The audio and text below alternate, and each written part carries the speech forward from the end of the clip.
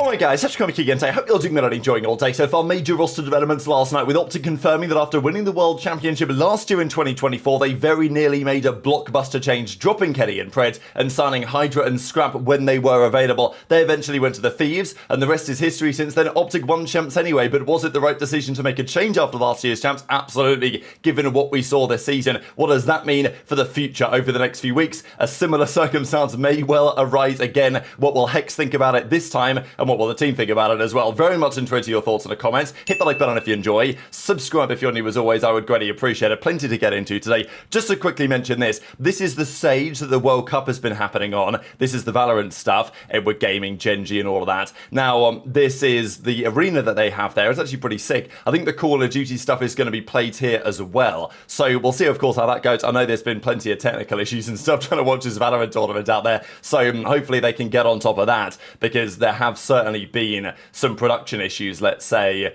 on this event over the last few days, but by the time that Black Ops 6 is played there in a couple of weeks' time, maybe it's going to be a different story. But this is a different setup and a more expansive setup to what they had last year, and I imagine every year at the World Cup it's probably just going to get bigger and better in this sense. Whether the prize pool, whether the fact that Post Malone did the opening show, like whether this stage makes it any more meaningful as a tournament, you know, some would argue maybe yes, some would argue that it doesn't make any difference, it's single elimination, and I can see it from either side. But I thought I'd share it at the very least. But let's talk about this big drama that emerged last night. I've got a couple of podcast clips to share, but there's loads of different angles to this, and I think it makes things real interesting going forward. Shotzzy now has 3 rings in Call of Duty 2020, 2024, and now, of course, 2025. He says that he'd trade one of the rings for 4 more inches, so, you know, obviously wants to get a bit taller, right, which makes sense. But, you know, there's a couple of clips flying around. Shotzzy did mention, by the way, that Fringe is a consideration for the World Cup. So we know that Fringe is in the game now, legendary Black Ops 3 map, they put it back in the game. As I've said a couple of times, if I had to choose one map to remaster from Black Ops 3 in a boots on the ground game, it wouldn't have been Fringe. I love Fringe, it's great, but is it best for boots on the grounds? Not in my opinion. There's actually many elements of that map where jetpacks I think were useful. Certainly trying to break Granny's Hill, you know, it's pretty difficult nowadays. For Search and Destroy though, absolutely I think it could well work. There's still the opportunity maybe to cut across mid, get into, you know, the bricks building or whatever you guys used to call it, to maybe get into the A site. There's, I think, a good options in Search and Destroy. The wall running wasn't kind of as useful in Search and Destroy as it was in Hardpoint, let's say, and the jetpacks and stuff. So I think it's an option. Shotzzy says they're talking about it. Could EWC decide to throw it in? I think absolutely they could. Right now, we don't really have any information on what is actually going to be played, but it seems the pros are going to try it out. Maybe the World Cup deciders, or the decision makers, will decide to throw it in for Search and Destroy or something for the World Cup. I think it'd be nice to see. For Hardpoint, probably not. There are some other maps they could have considered, and maybe in some gores will. You know, as you guys know, I'd still like to see Stronghold back and remastered at some point. But they did a Flycast episode, and Hitch was talking with JP and Maniac about what happens at the World Championship, and also very critically what's happened over the last 12 months or so. So last year's off-season was very fascinating. The Toronto situation was blowing up, Scrap was going to be out of there, HyDra was going to be available, and Thieves decided to pull the trigger and make both of those moves. They had to fight pretty hard with Gentlemates, but in the end, those players decided that Thieves made the most sense as an org, and yeah, they joined Thieves, 2nd at the first event of the year, 4th at Major 2, won the next 2 events, and, you know, they were, until champs, the best team of the season, the Los Angeles Thieves, and then at the World Championship, they full collapsed, as we know. But in the season, it was certainly clear that Scrap and HyDra as a duo, you know, unbelievable, and that's not going to change anytime soon. And they are locked down to a pretty serious situation. Now, if Thieves bomb out of the World Cup as well, is it impossible that those players could be available? I do think it's pretty unlikely this off-season if you wanted to get them, and it's very rare that 2 players of that caliber, potentially number 1, number 2 players in the game, you know, in my opinion, best AR, best SMG in the game anyway, were both available at the same time.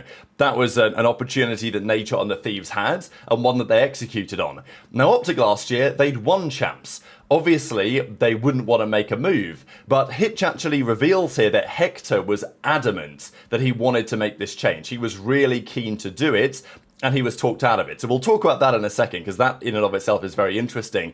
But in hindsight, it's got to be said, teams that win the World Championship on a decent number of occasions, if they'd have gone back and looked at their team, in hindsight, let's say a year on, would they have made a move? Most of the time, I think a lot of those teams would actually have said yes.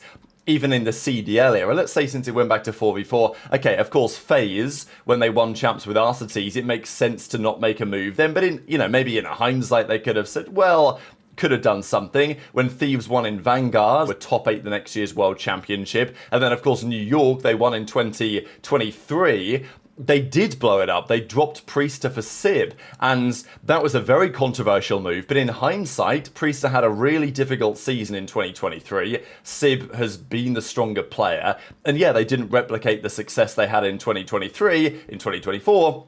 But, they still won an event. So making that change probably made sense. And then OpTic, very evidently, yes, it worked out in the end because they found the Messiah. But it wasn't working out. For a large part of this season, it clearly wasn't working out. So I wanted to share a couple of clips here, right? Because, Hitch makes it very clear what happens, and what I also find fascinating about this is the fact that this actually made the final cut. I'm sure there have been things said in the podcasts over the last few years that have been a bit over the line. They, Riley takes a note of it, he asks Hex, like, hey, do we keep this in? And then it gets cut. But this, presumably, went through the respective channels and has been published as part of the episode. Sometimes OpTic like to keep things like this under wraps, but I actually think that this is very interesting and very strategic that OpTic are choosing to make this become public now. But is that this guy's weird 21 or whatever? Is that weird now that we have a championship roster and people are talking about fucking Scrap being available, Simp being available, Cellium being available? I see it so much different because it's no experience. This guy's a free agent and he's super young and moldable. Yeah, and you gotta grab him. Before we talk about this offseason and what could transpire between other teams, last year, and we might have to cut this because I don't know if it's public. Last year, after we won Worlds, is it true, and I don't know if it's been talked about publicly or if we're allowed to talk about it, we can cut it if not, is it true that some really fucking good players were trying to get on OpTic? That's what I've heard. And could we say names? Maybe not say names. The team, the possibility of a team. Again, Matt. Yeah. Okay. Yeah. The team was going to be HyDra, Scrap, Shotzzy, Dashy. That was going to be the team. Like that would have been the team, but it's like you can't make it. You can't make a change because you just won fucking Worlds. Yeah. But now we're in the same spot. But like, you can't change this team either.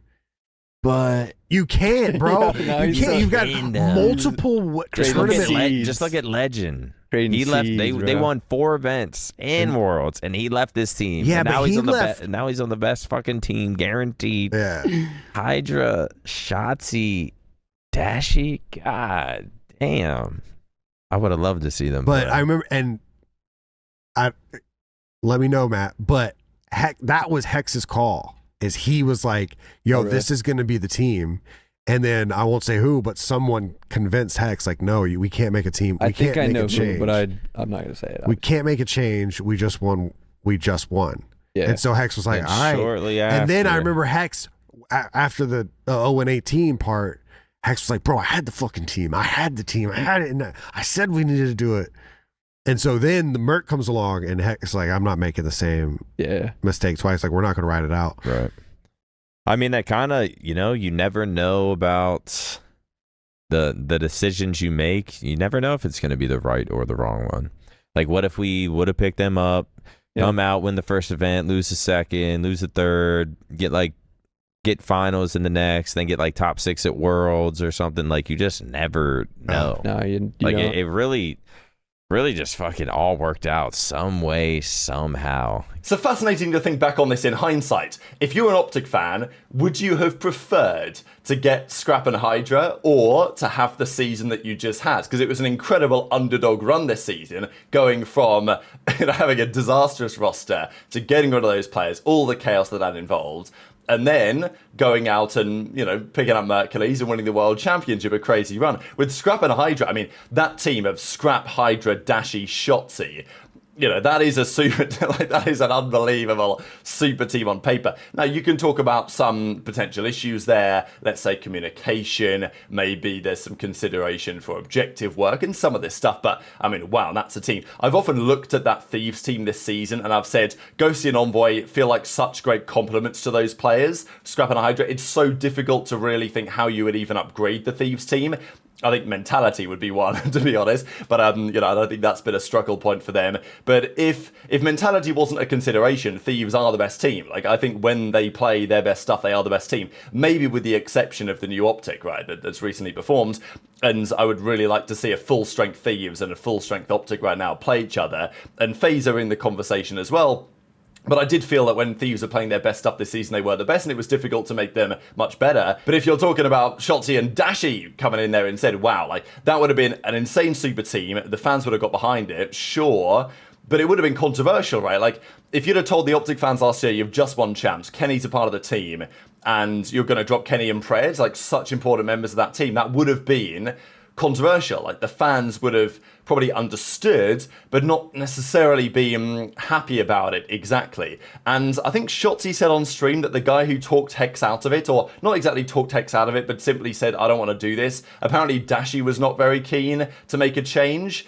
Maybe he liked playing with Kenny at that point, and it's understandable. But it's also understandable that Hex halfway through the season was seeing this absolute disaster unfold and saying, look, there were clearly issues here in the team last season. Maybe some of the stuff that eventually affected Pred was, could have been seen coming, let's say.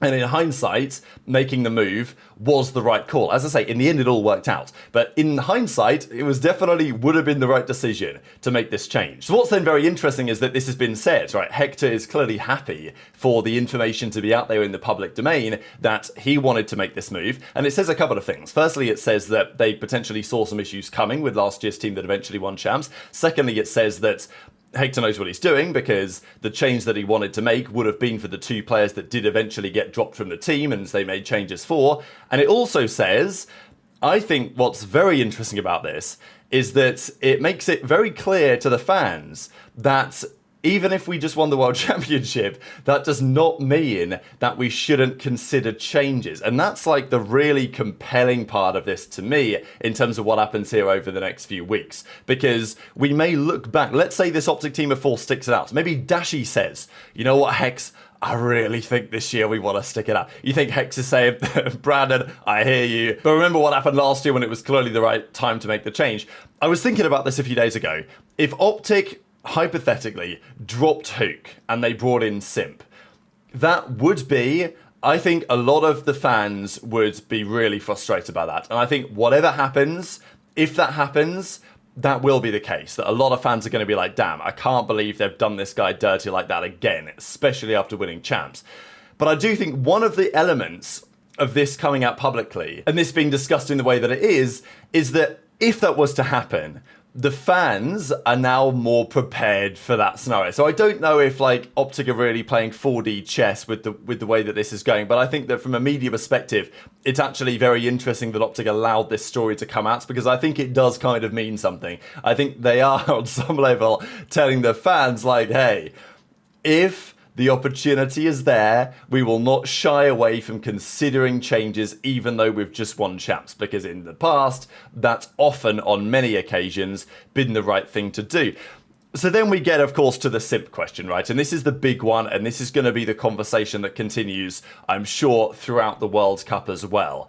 This FaZe team does not feel like it's long for this world. Players not only might want to leave and decide to call it a day with either FaZe or this quartet, but they also might simply just be poachable if you've got the money to do so. Let's say Falcons want aBeZy. That's their primary target. They go in there, they drop the bag, they get the deal done. You think the rest of the team is staying together? In the same way that the Thieves team that won the World Championship in Vanguard, next year they bombed out in 2023, Octane retired. Drazah, Envoy, Kenny was still an excellent trio, right? Still an excellent trio. But they all went to different teams. Kenny ended up on OpTic, Envoy ended up on Toronto, and Drazah, as we know, ended up on FaZe. So, Octane's retirement spurred that all into conversation. And if aBeZy was to leave, let's say, and go to Falcons, then I wouldn't be surprised if all of these three end up on different teams in the following year. Could be chaos, but I think it was very interesting that this came out as it did yesterday, and it has, I think if I'm Huke and I'm hearing that, I'm like, you know what, look, I got my ring with the team, it was a pleasure. If Simp's available, I can see why not only would they want to consider it, but also, clearly Hex is of the opinion that guys like Scrap and HyDra don't come along very often, and if Simp hasn't been on the market basically his whole career. And if Simp's on the market, it's one of those things that you might think it's difficult to stop. So very much intrigued to your thoughts, as always, in the comment section below. Hit the like button if you enjoyed, subscribe if you're new, take care, and I'll see you next time.